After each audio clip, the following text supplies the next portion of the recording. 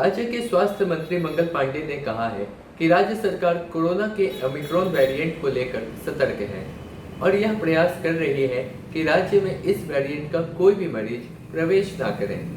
इसके अलावा सरकार टीकाकरण में भी तेजी लाने का प्रयास कर रही है। सहयोग में मूल रूप से जो विभाग से जुड़े हुए लोगों के आम समस्याओं का विषय होता है वो आता है, दूसरे विभाग के भी मामले आते हैं।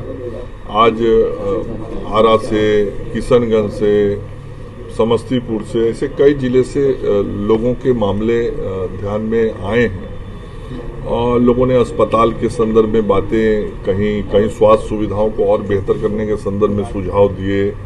वहाँ के सिविल सर्जन और वरीय चिकित्सा पदाधिकारियों से तुरंत मैंने बातचीत करके आवश्यक निर्देश दिया। इसके अतिरिक्त दूसरे विभागों के भी जो लोगों के दरखास्त है उससे संबंधित अधिकारियों को बातचीत हमने की है।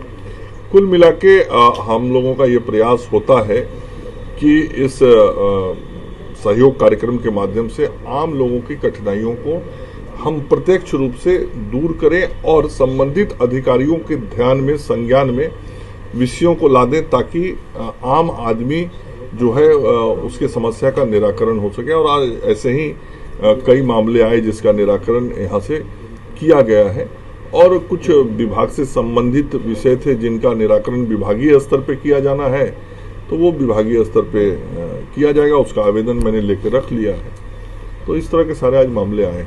पहले तो ये समझना होगा कि जो अस्पताल में ऑपरेशन हुआ वो प्राइवेट अस्पताल है, सरकारी अस्पताल, और वो सरकारी चिकित्सक नहीं है। दूसरा, जैसे ही घटना के बारे में जानकारी हुई उसके बाद FIR किया गया, अस्पताल को सील किया गया और वहाँ से सैंपल्स लिए गए, स्वैब के, फ्लूइड के सैंपल्स लिए गए और 4 सदस्यीय टीम बनाई गई। 4 सदस्यीय टीम ने वो सारा सैंपल लिया और माइक्रोबायोलॉजी डिपार्टमेंट में उसका टेस्ट होता है। माइक्रोबायोलॉजी डिपार्टमेंट में टेस्ट हुआ। टेस्ट होने के बाद जो रिपोर्ट कल आई और जो चिकित्सकों ने मुझे बताया, मैं चिकित्सक नहीं हूँ इसलिए तकनीकी चीज़ों का बहुत विस्तार से मैं चर्चा नहीं कर सकता, लेकिन जितनी जानकारी चिकित्सकों ने मुझे दी उसके अनुसार जो माइक्रोबायोलॉजी डिपार्टमेंट में जांच हुआ उसमें जो इक्विपमेंट्स वगैरह या ट्रे वगैरह जिसमें उपकरण लाए जाते हैं जिसका उपयोग किया गया था उसमें बैक्टीरियल इन्फेक्शन पाया गया है। इस तरह के सारे आज मामले आए। अरवल में जो सर टीकाकरण बढ़ाने के लिए जो नाम में जो हेराफेरी हुई है, नर्स के नाम नहीं, देखिए अरवल का जो मामला है वो लगभग 1 महीना पुराना मामला है और जैसे ही वहाँ के प्रखंड चिकित्सा पदाधिकारी को इस बात की जानकारी मिली तो तुरंत जो डाटा एंट्री ऑपरेटर थे जिनके जिम्मे ये काम होता है कि टाइप करना और फिर टाइप करके सूची को अपलोड करना, तो ऐसे डाटा एंट्री ऑपरेटर ने जो गलती की उसको तुरंत सेवा से मुक्त कर दिया गया। चूंकि विभाग ऐसे किसी भी गलती को बहुत ही गंभीरता के साथ लेता है और ये बहुत ही गंभीर विषय है, तो वहाँ प्रखंड चिकित्सा पदाधिकारी ने कार्रवाई की, वैसे डाटा एंट्री ऑपरेटर को सेवा मुक्त किया। और जब यह बात और बढ़ी और कल मैंने जिलाधिकारी अरवल से, सिविल सर्जन अरवल से बात किया और मैंने ये निर्देश दिया कि उन लोगों पे जो दोषी लोग हैं उन लोगों को सेवा मुक्त किया गया, उन लोगों पर FIR भी किया जाए और साथ ही अरवल जिला के अन्य अस्पतालों में देख लिया जाए कि यदि कहीं किसी ने कोई गलती की हो तो उसको चेक कर लें।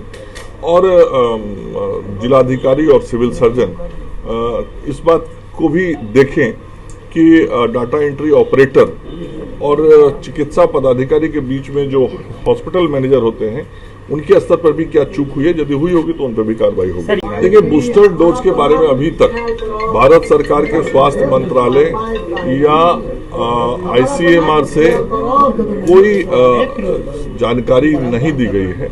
जैसे ही ICMR से कोई गाइडलाइन मिलेगा उस गाइडलाइन के आलोक में हम सब लोग जो भी डोज देने को कहा जाएगा वो देंगे। हमारी पूरी तैयारी है, लेकिन भारत सरकार का निर्देश, ICMR का गाइडलाइन जरूरी है। सर, ओमिक्रॉन को लेकर बिहार में क्या तैयारी की गई है अस्पतालों में? देखिए, ओमिक्रॉन को लेकर जो मुख्य रूप से तैयारी की गई है कि हवाई अड्डों पे सघन जांच करना, जो विदेश से आने वाले लोग हैं उन सभी लोगों का RT-PCR टेस्ट करना, रैपिड एंटीजन टेस्ट करना, और यदि कोई पॉजिटिव आता है तो फिर उसका जीनोम सीक्वेंसिंग कराना।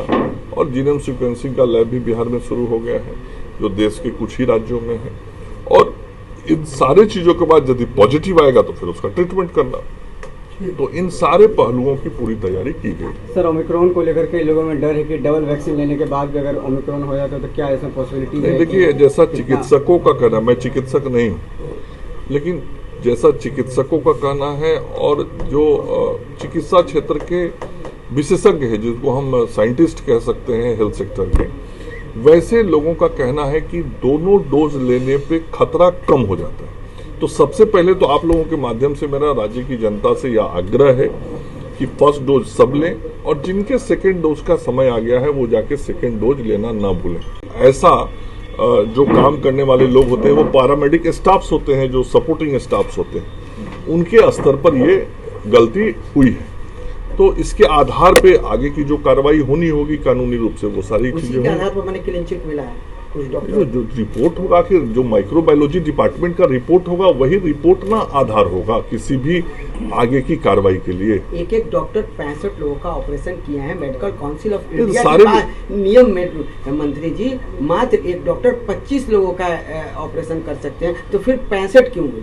जितने नियमों की आप जानकारी दे रहे हैं, जो चिकित्सकों का जांच दल बना है, निश्चित रूप से चिकित्सक जो हैं उन सारे नियम कानून के आलोक में ही आगे की कार्रवाई के संबंध में अपना मंतव्य देंगे। और दोषी जो होंगे और उसको क्लीन चिट दिया जाएगा तो फिर विभाग कार्रवाई करेगा।